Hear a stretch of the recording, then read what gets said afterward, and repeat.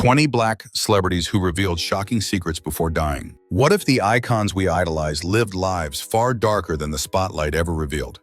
From Michael Jackson's secret web of 19 aliases to Chadwick Boseman's silent 4-year battle with terminal cancer, while filming Black Panther, the price of black excellence is often paid in blood, sweat, and absolute secrecy. We've uncovered Sam Cooke's dangerous economic revolution that may have led to his assassination, Donny Hathaway's tragic struggle with schizophrenia, and Otis Redding's unfinished plan to build a media empire. These weren't just entertainers. They were warriors fighting private wars against industry greed, illness, and systemic traps. Black Excellence Legends poses the ultimate question: does true greatness require a sacrifice of the soul? Or are these legends victims of a world that wasn't ready for their power? Tell us in the comments which legend's secret shocked you the most. Jimi Hendrix. When James Marshall Hendrix passed away at the tender age of 27 in London, he left behind a sonic blueprint that redefined the electric guitar forever. However, the true shock revealed after September 18, 1970, wasn't just the tragic circumstances of his departure, but the sheer overwhelming volume of creative output he had been hoarding in the shadows. While the world knew him as the flamboyant showman who torched his Stratocaster at Monterey, his private journals and studio logs depicted a man possessed by a relentless, almost spiritual obsession with capturing the sound before his time ran out. The most stunning revelation came from his personal archives. Engineers and estate executors discovered hundreds of hours of high-quality, unreleased recordings ranging from raw, avant-garde experiments to meticulously layered masterpieces that sounded years ahead of their time. Unlike many artists who struggle for inspiration, Hendrix was drowning in it. These tapes revealed the shift toward a sophisticated fusion of jazz, funk, and psychedelic rock that he had kept hidden from a public that still demanded he play Purple Haze exactly like the record. Furthermore, the legal aftermath of his death exposed the chaotic mismanagement of his soaring career. Despite being a global icon and the highest-paid performer at Woodstock, Hendrix died without a will, leading to a decades-long courtroom saga over his intellectual property. The contrast was jarring. A man who possessed a cosmic, limitless command over music was simultaneously shackled by predatory contracts and financial disarray. His private letters also hinted at a deep, quiet exhaustion with the wild man persona he felt forced to maintain. Ultimately, the secrets of Jimi Hendrix revealed a visionary who was far more disciplined and prolific than the stone genius stereotype suggested, leaving us with a vault of music that continues to provide new insights into his restless, wandering soul. Aaliyah. The passing of Aaliyah Dana Houghton in a 2001 aviation disaster felt like a catastrophic eclipse for the music industry. Known as the Princess of R&B, her ethereal vocals and street chic aesthetic suggested a young woman in total control of her destiny, yet the most jarring secrets of her life only fully crystallized through the lens of history and subsequent judicial proceedings.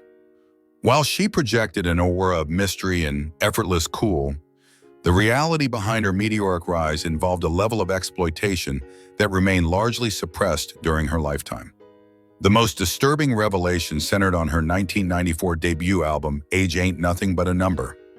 Years after her burial, court testimonies and investigative journalism corroborated that at the age of 15, Aaliyah had been entered into an illegal marriage with her then mentor R. Kelly, who was 27. To facilitate this union, a falsified marriage certificate was obtained deceptively, listing her age as 18. This wasn't merely a scandalous rumor. It was a systemic failure that forced a minor into a predatory dynamic while she was simultaneously being marketed to the masses as a burgeoning adult superstar. Beyond the marital controversy, posthumous accounts from close associates painted a picture of a performer who was far more resilient than the public realized. She balanced a rigorous cinematic schedule starring in films like Queen of the Damned while navigating the intense psychological aftermath of her early career traumas. Her professional transition toward a more mature, experimental sound was an attempt to reclaim an identity that had been manipulated by others since childhood. The secret of Aaliyah's life wasn't just about a clandestine wedding. It was about the silent strength required to survive a cutthroat industry that often failed to protect its youngest treasures. Her legacy remains a bittersweet reminder of a brilliant light extinguished too soon, leaving behind a profound influence on fashion and melody that persists into the mid-2000s. Bernie Mac. Bernard Jeffrey McCullough, known globally as Bernie Mac, commanded the stage with a ferocious tell-it-like-it-is charisma that made him a cornerstone of American comedy. From his breakout success in the original Kings of Comedy to his beloved eponymous sitcom, he projected an image of indestructible vitality and grit. However, the most poignant secret revealed after his August 2008 departure was the staggering physical toll he endured to maintain that persona. For over 25 years, Mac had been engaged in a clandestine struggle with sarcoidosis, a chronic autoimmune condition that causes inflammatory cells to form granulomas in vital organs. While his audience saw a man of immense physical presence and booming energy, Mac was often navigating severe respiratory distresses and systemic exhaustion. He deliberately chose to keep his diagnosis shielded from the limelight, refusing to let a celebrity illness overshadow his craft or garner pity. This wasn't merely a minor health concern. It was a grueling decades-long marathon. The secret of his condition added a profound layer of heroism to his performances. Every high-energy monologue and demanding film shoot was executed while his lungs were significantly compromised. He viewed his comedy as a service to his fans, prioritizing their joy over his own comfort. The medical transparency provided by his publicist and family after his death clarified that while sarcoidosis didn't directly kill him, the long-term scarring and immune suppression left him defenseless against the double pneumonia that proved fatal. Beyond his health, posthumous accounts highlighted his intense philanthropy and role as a community anchor in Chicago, often performed without cameras or press releases. Bernie Mac's legacy is defined by this remarkable contrast: a public figure who was loudly hilarious, yet privately carried a silent, heavy burden with unparalleled dignity. He proved that true strength isn't just about the absence of pain, but the courage to keep others laughing while you are fighting for your very breath. Whitney Houston. Whitney Elizabeth Houston was hailed as the Voice, a title earned through a once-in-a-century vocal range and a polished, church-bred image that captivated global audiences. From the mid-1980s through the early 1990s, she was the gold standard of pop perfection. However, the tragedy of her passing in February 2012 unmasked the staggering depth of a secret struggle that had been brewing beneath that pristine surface for over 2 decades. While the media often speculated on her turbulent marriage, the autopsy and subsequent family accounts revealed a harrowing long-term battle with multifaceted addiction that was far more entrenched than the public realized. The most jarring revelation was the sheer longevity of her decline. Posthumous testimonies from her brother Michael admitted that her introduction to illicit substances occurred as early as the late 1980s, long before her high-profile relationship with Bobby Brown, who was often unfairly blamed as the sole catalyst for her downfall. This secret timeline reframed her entire career. She was frequently delivering flawless athletic vocal performances while privately navigating a growing chemical dependency. The physical evidence found by the coroner, including significant heart disease and the presence of various narcotics, exposed the heavy price her body paid to maintain the illusion of the all-American girl. Beyond the biological toll, her death illuminated the suffocating pressure of her crossover status. Houston lived in a state of perpetual identity conflict, forced to suppress her authentic self to satisfy the commercial demands of a mainstream industry. Friends later disclosed that she felt trapped by her own legendary success, using substances as a sanctuary from the relentless scrutiny of a world that refused to grant her grace. The secret of Whitney Houston wasn't just about the presence of drugs. It was about the isolation of a woman who felt she could only be loved if she remained perfect. Her legacy is a powerful cautionary narrative regarding the fragility of genius and the urgent necessity of mental health support for those who carry the world's expectations on their shoulders. Tupac Shakur. Tupac Amaru Shakur remains perhaps the most enigmatic figure in the history of hip-hop, a man whose public image was often synonymous with the thug life philosophy and the volatile East-West Coast rivalry of the 1990s. However, following his untimely assassination in 1996, a trove of private writings, letters, and verses surfaced, revealing a profound secret. The street soldier was at his core a deeply sensitive, classically trained intellectual who viewed his art through the lens of socio-political revolution. While the world focused on his legal battles and aggressive bravado, Shakur was privately penning intricate poetry that grappled with the fragility of the human spirit. The publication of The Rose That Grew from Concrete offered the first major glimpse into this hidden psyche.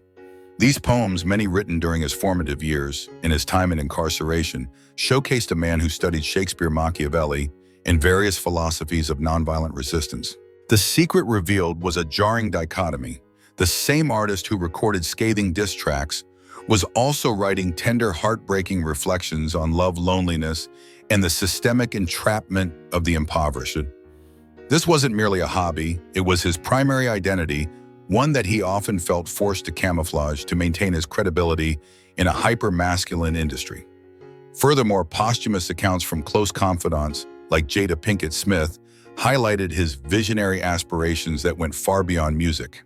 He had developed detailed plans for community centers, political organizations, and educational programs designed to empower the youth blueprints that were tragically cut short.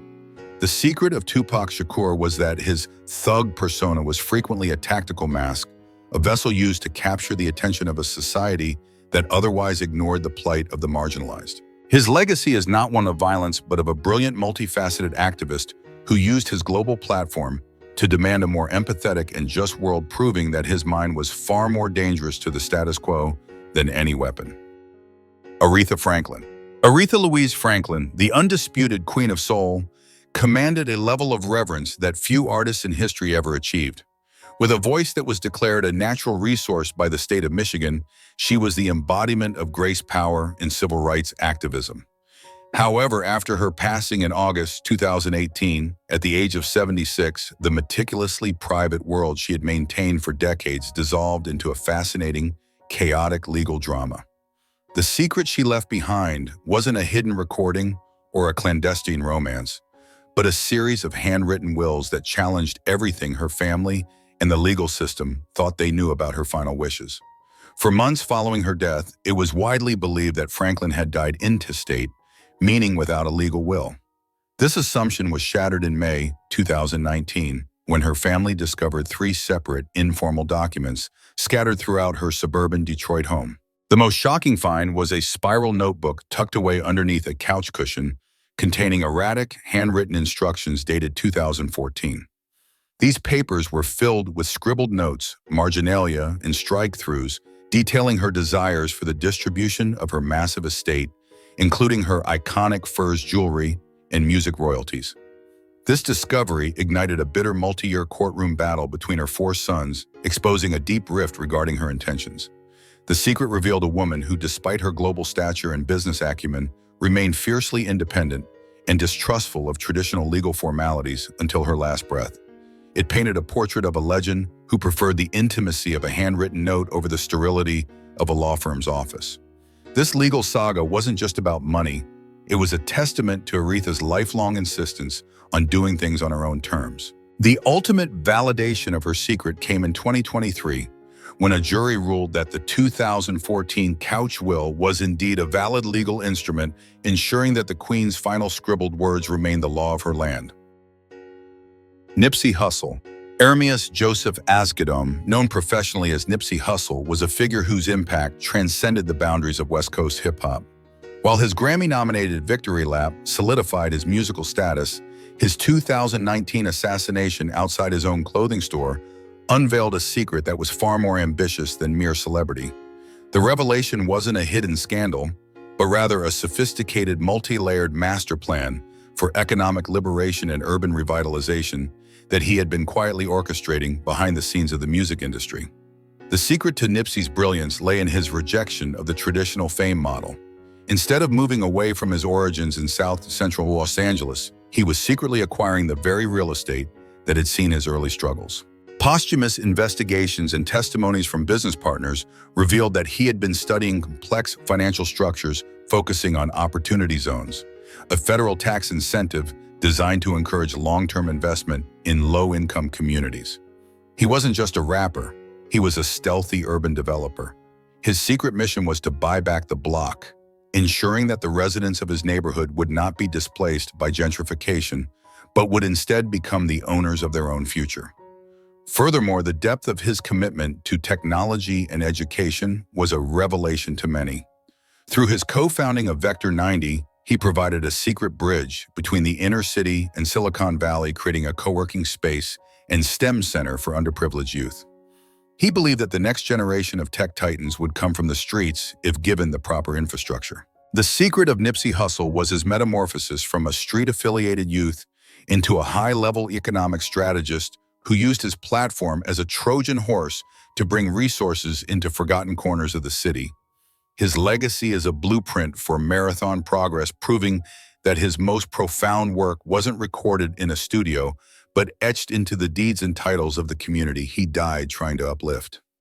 Prince. Prince was the ultimate enigma of the music world, a virtuoso who mastered dozens of instruments, a provocateur who challenged gender norms, and a businessman who famously fought for the ownership of his masters.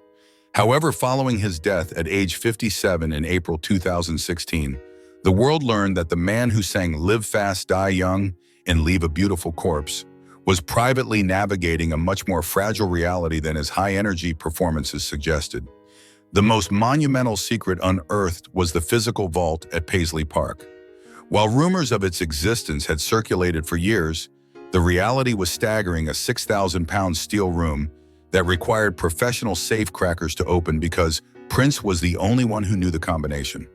Inside were thousands of hours of unreleased recordings, including complete albums, music videos, and a legendary collaboration with Miles Davis. Archivists estimate there is enough material to release a new Prince album every year for a century, proving that his creative output was virtually limitless, even if he deemed the public unready for it. However, a darker secret shadowed his final years. Despite his reputation for a clean and vegan lifestyle, it was revealed that Prince suffered from chronic debilitating hip pain, likely a result of years of acrobatic, high-heel performances. To manage this agony, he secretly battled a severe opioid dependency. The investigation into his death uncovered that he was using various aliases to obtain medication and tragically succumbed to an accidental overdose of fentanyl. The clean living icon had been fighting a private war against pain that even his closest collaborators didn't fully grasp. Finally, the man who spent his life meticulously controlling his image and rights left behind a chaotic legacy. He died intestate without a will. This led to a 6-year legal battle over his $156 million estate, involving siblings, half-siblings, and various corporate entities. The secret of Prince's life was that the master of control ultimately left his greatest treasures, his music and his name, in the hands of the very legal systems he spent his career trying to circumvent. His legacy is now a dual narrative of unparalleled genius and the quiet human vulnerability that comes with the weight of being a legend. Lisa Left Eye Lopes. Lisa Left Eye Lopes was the vibrant creative spark of TLC, the best-selling female group in American history. While her public image was often defined by her signature left eye patch and the infamous 1994 fire at her boyfriend's mansion, her passing at age 30 in April 2002 unveiled a deeply spiritual, almost prophetic side of the star that few truly understood. The secrets revealed after her death, largely through her own self-shot documentary footage, transformed her legacy from a troubled rapper into a seeker of cosmic truth. The most haunting revelation was her intense premonition of death. Weeks before her fatal accident in Honduras, Lisa spoke openly on camera about feeling stalked by a spirit.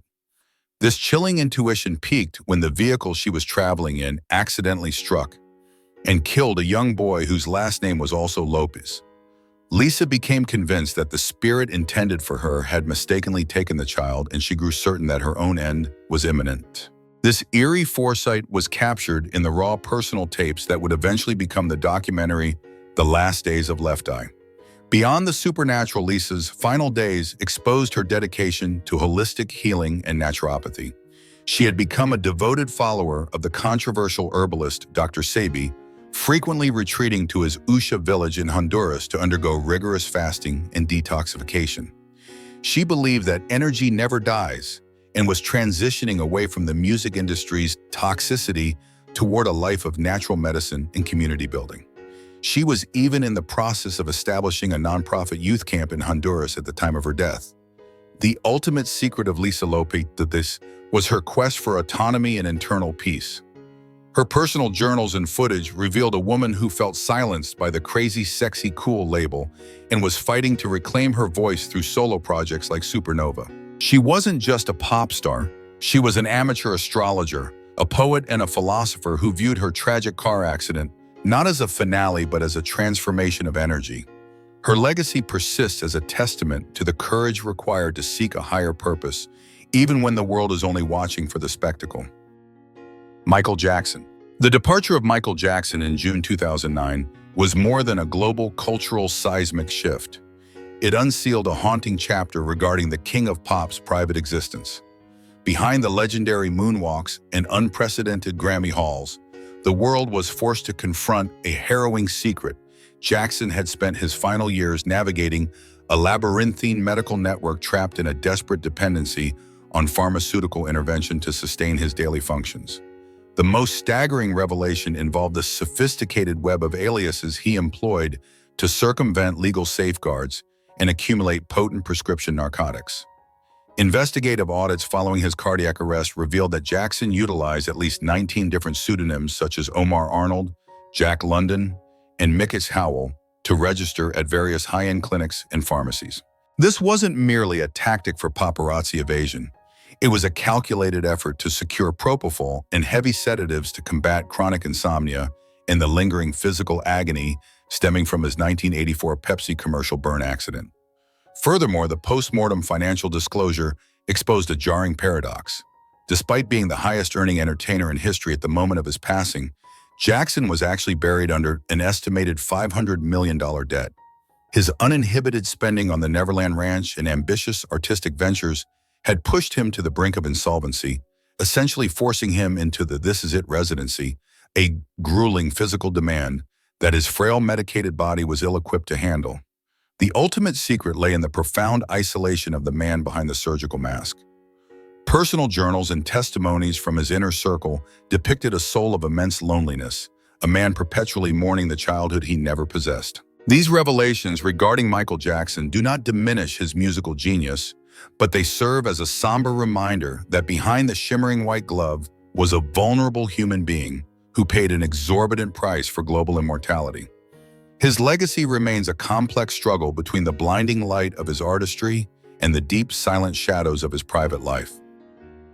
Chadwick Boseman. The passing of Chadwick Boseman in August 2020 sent a shockwave through the global consciousness that was unlike any other celebrity death in recent memory. While he was celebrated as a cinematic titan for portraying icons like Jackie Robinson, James Brown, and the monumental King T'Challa, the world was completely unaware that his most heroic feat was occurring off-camera. After his death at age 43, it was revealed that Boseman had been privately battling stage 3 colon cancer since 2016, the very year he made his debut as Black Panther in the Marvel Cinematic Universe.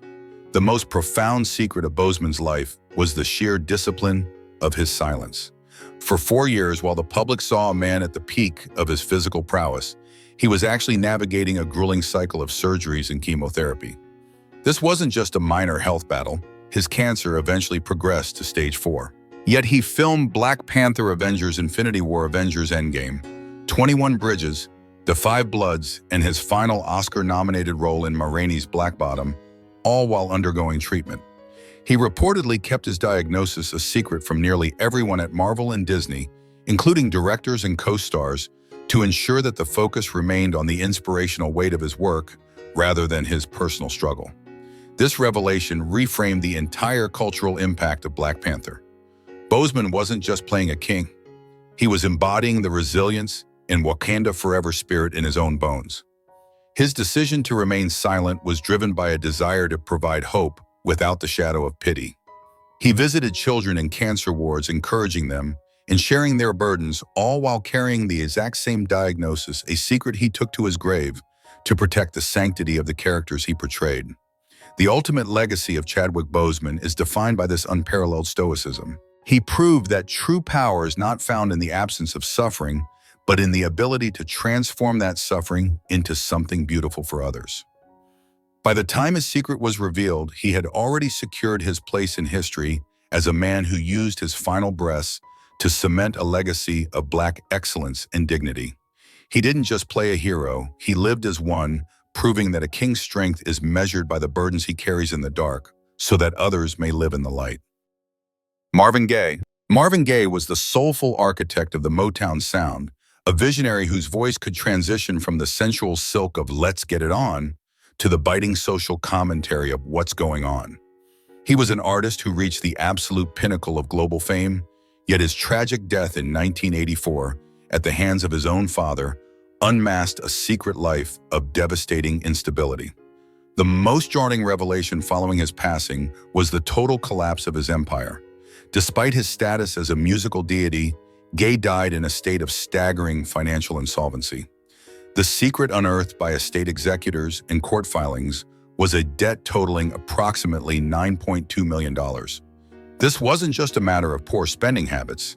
It was a catastrophic entanglement of unpaid taxes amounting to over $4.5 million owed to the IRS in a series of expensive litigious divorces.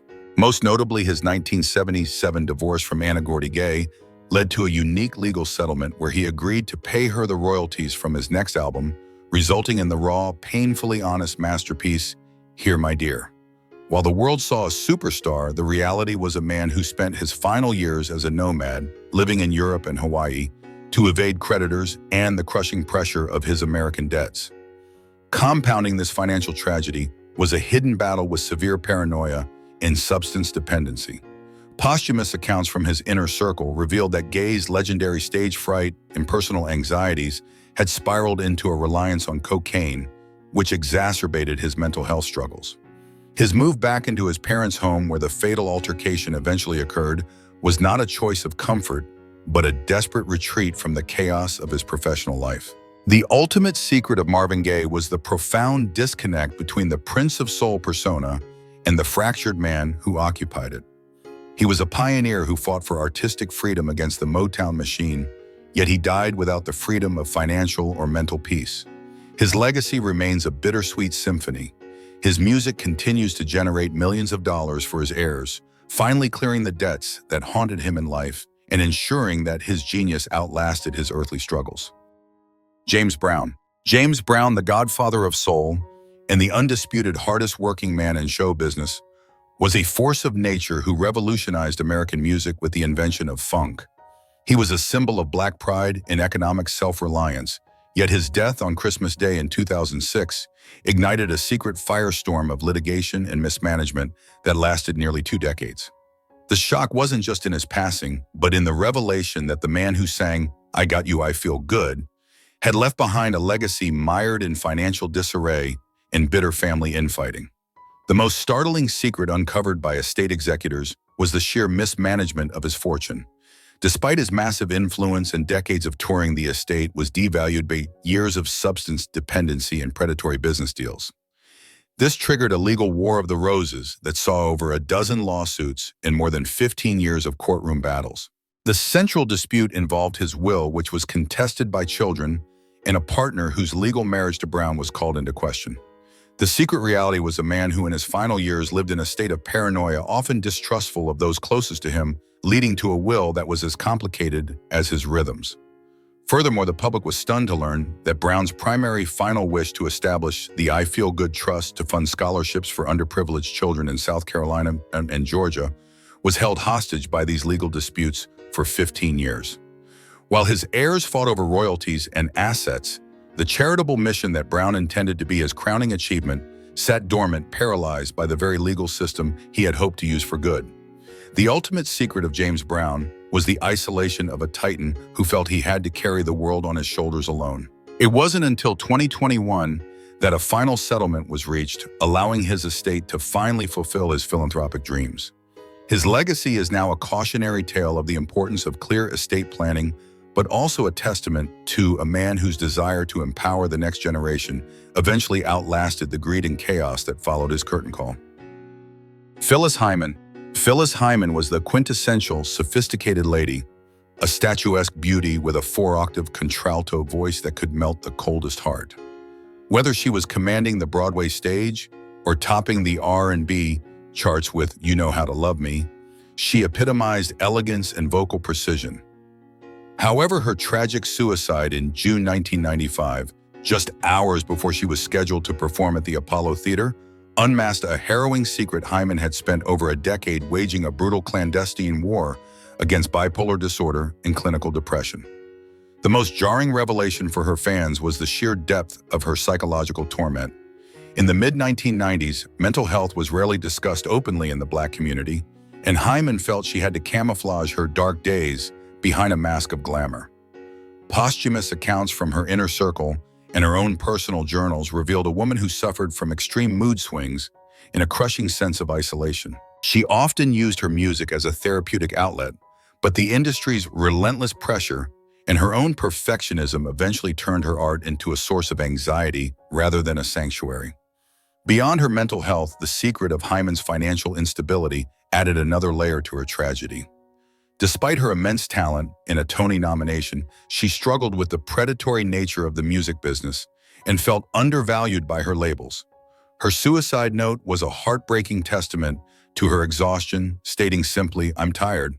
I'm tired." The secret was that the woman who sang about living all alone wasn't just performing a song. She was screaming for help from within a world that only cared about her next hit. The ultimate legacy of Phyllis Hyman is her role as a reluctant pioneer for mental health awareness. Her death served as a wake-up call regarding the unique pressures faced by Black women in entertainment. Today, she is remembered not just for her breathtaking vocal prowess, but as a reminder that the most beautiful voices often belong to the most fragile souls. She proved that no amount of applause can drown out the silence of a secret struggle, paving the way for future generations to speak their truth without shame. Bob Marley. Robert Nesta Marley, the global face of reggae and a spiritual lighthouse for millions, projected an aura of peace, one love, and transcendental calm. While his music soundtracked revolutions and healing alike, the circumstances surrounding his 1981 departure at age 36 and the legal aftermath revealed a man who was privately wrestling with severe medical dilemmas and a complex domestic reality that defied his public, laid-back image. The most widely misunderstood secret was the nature of his cancer diagnosis. For years, rumors persisted that Marley died from a soccer injury that turned gangrenous. The medical reality was far more insidious. He was diagnosed with acrolentigenous melanoma, ALM, a rare and aggressive form of skin cancer that is not caused by sun exposure and is the leading cause of melanoma in people of color. When doctors discovered the lesion under his big toenail in 1977, they recommended amputation. Marley, however, refused the procedure, citing his Rastafarian beliefs, which forbid the cutting of the flesh. He opted for a less invasive excision, but the secret remained that the cancer had already begun its invisible metastatic journey to his lungs, liver, and brain. Furthermore, Marley's refusal to create a formal will led to one of the most convoluted estate battles in music history. He believed that a will was an earthly concern that contradicted his spiritual philosophy. This decision left his estimated $30 million estate in total disarray. Upon his death, it was discovered that he had 11 acknowledged children with 7 different women, though some sources suggest up to 13. The lack of a legal roadmap triggered a decade of litigation, including a shocking revelation that his business attorney and accountant had allegedly pressured his widow Rita to forge Bob's signature on backdated documents to retain control of his assets. The ultimate secret of Bob Marley was his final realization of the limits of earthly power. His legendary last words to his son Ziggy, "Money can't buy life," were not just a poetic lyric, but a literal desperate observation from a man who had the world at his feet but could not purchase a single extra breath. He spent his final months in a secret alternative cancer clinic in the Bavarian Alps, undergoing grueling holistic treatments in a frozen landscape far from the warmth of Jamaica. His legacy is the story of a mortal man who became a prophet, proving that while the body is fragile and the law is chaotic, the spirit of redemption song remains untouchable. Richard Pryor. Richard Pryor was the undisputed king of observational comedy, a man who transformed the rawest, most traumatic experiences of his life, from a childhood in a brothel to his infamous 1980 freebasing accident, into comedic gold. He was the voice of a generation, unapologetic and visceral.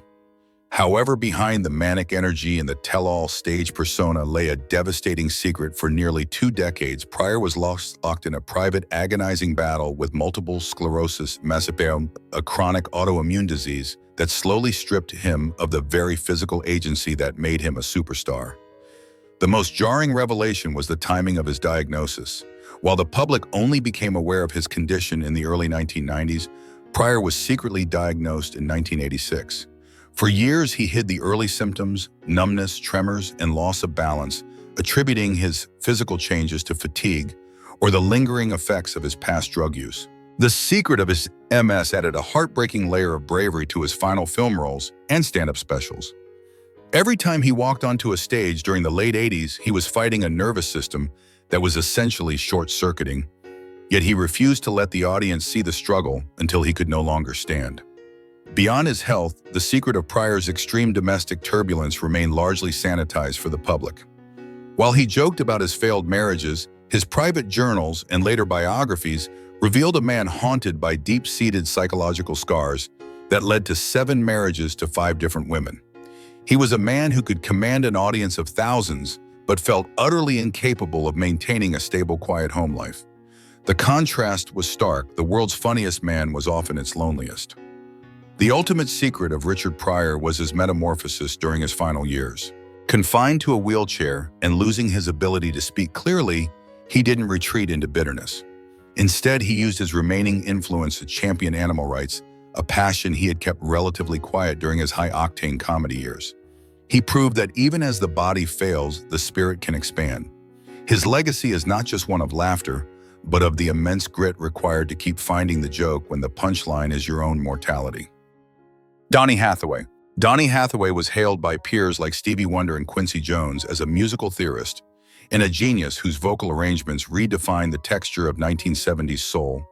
From the church-steeped grit of The Ghetto to the holiday warmth of This Christmas, Hathaway possessed a technical mastery of the piano and a velvet-rich voice that suggested a man in total harmony with the world.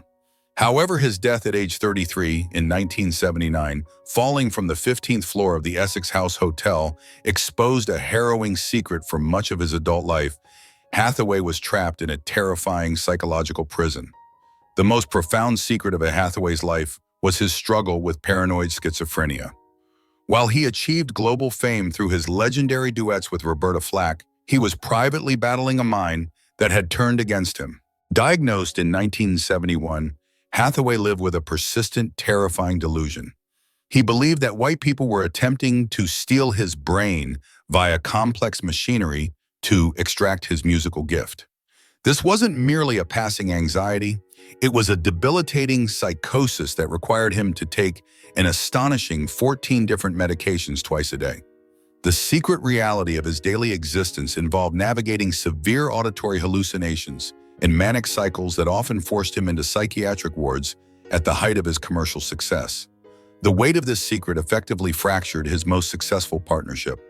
His erratic behavior and the side effects of his heavy medication led to a years-long estrangement from Roberta Flack, who remained unaware of the full extent of his diagnosis until much later.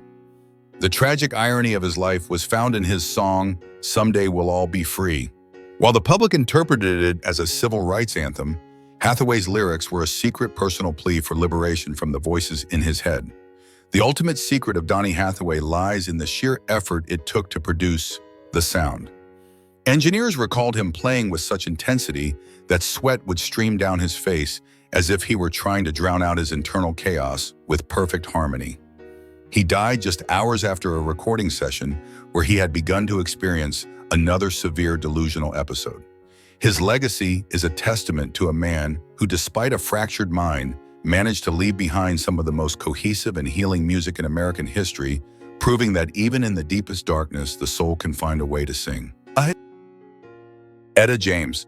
Etta James, born James Zetta Hawkins, was the gritty, soul-stirring powerhouse behind At Last, a song that became the definitive anthem for romance across generations.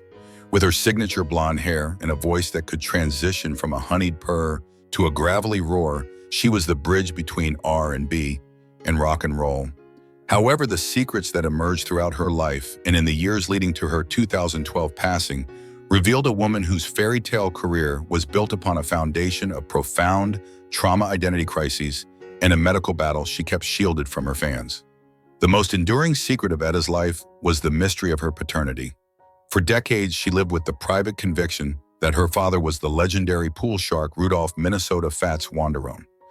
Born to a 14-year-old mother, Etta was raised by foster parents and never received formal confirmation of her lineage. She finally confronted Wanderone in 1987, though he never officially admitted paternity. The secret of her phantom father fueled the raw, abandoned quality in her music. This lifelong search for belonging was the hidden engine behind her most emotional performances. Behind the scenes, Etta's struggle was compounded by a clandestine battle with addiction and health issues that spanned over 40 years. While she was touring and winning Grammys, she was frequently in and out of rehabilitation centers for heroin and later painkillers.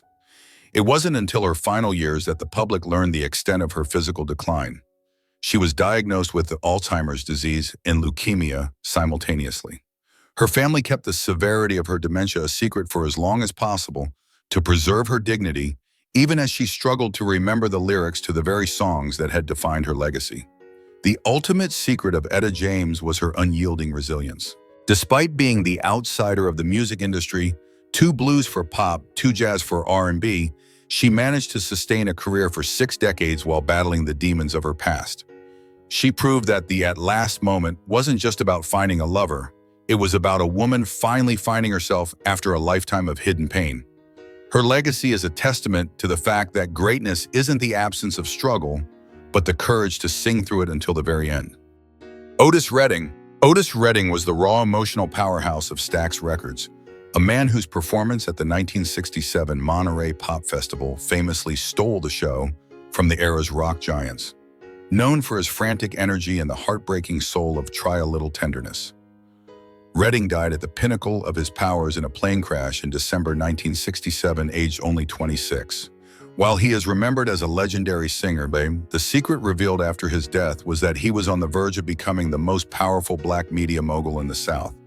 The most significant secret of Otis Redding's final months was his radical musical shift. Just days before the crash, he recorded "Sitting on the Dock of the Bay." His label Stax and his manager were secretly worried about the track. They felt it was too pop and lacked the gritty Otis energy fans expected. Redding, however, was privately listening to the Beatles' Sgt. Pepper and was determined to evolve beyond the soul man archetype into a folk rock philosopher. The secret was that he was intentionally moving away from the very sound that made him famous, seeking a universal crossover that he believed would change the face of American music. Beyond the microphone, Redding was a stealthy entrepreneurial genius. At a time when many black artists were being exploited by the industry, Otis was quietly building a kingdom. He owned his own publishing company, Redwall Music, and a 300-acre ranch in Georgia called Big O Ranch. The secret he took to his grave was his master plan to launch his own record label and talent agency to provide a safe haven for black artists to retain their rights. He wasn't just a singer. He was a visionary businessman who was secretly outmaneuvering the systemic barriers of the 1960s. The ultimate secret of Otis Redding lies in the whistle at the end of Dock of the Bay. That iconic melody was actually a placeholder. Redding had forgotten the lyrics he intended to sing for the final verse and planned to return to the studio to finish it. He never got the chance. The song became the first posthumous #1 hit in U.S. history, and the whistle, a symbol of unfinished business, became his most enduring legacy. He proved that even a short life, if lived with enough soul and strategic foresight, can resonate for eternity. Sam Cooke.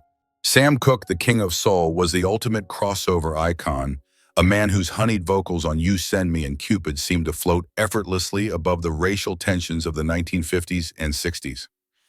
He was the golden boy of Motown's precursor era, possessing a smile that disarmed a segregated America. However, his violent death at the Hacienda Motel in 1964, at age 33, unmasked a secret that was far more radical than his polished pop persona. Sam Cooke was a high-level economic revolutionary and a tactical mastermind of the civil rights movement. The most profound secret of Cooke's life was his clandestine business empire. At a time when black artists were routinely exploited, Cooke was quietly building a fortress of financial autonomy. He was the first major black artist to found his own record label, SAR Records, and his own publishing company, Cags Music. He wasn't just singing for hits. He was secretly teaching his peers like Bobby Womack and Billy Preston how to own their master recordings.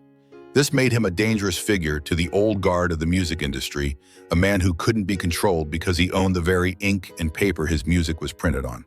The circumstances of his death remain one of the most debated mysteries in music history. While the official story claims he was shot in justifiable homicide by a motel manager during a dispute, his friends and family, including Etta James and Muhammad Ali, saw a different truth. Upon viewing his body, James famously noted that he had been so badly beaten that his head was practically disconnected from his shoulders, suggesting a professional hit rather than a random motel scuffle.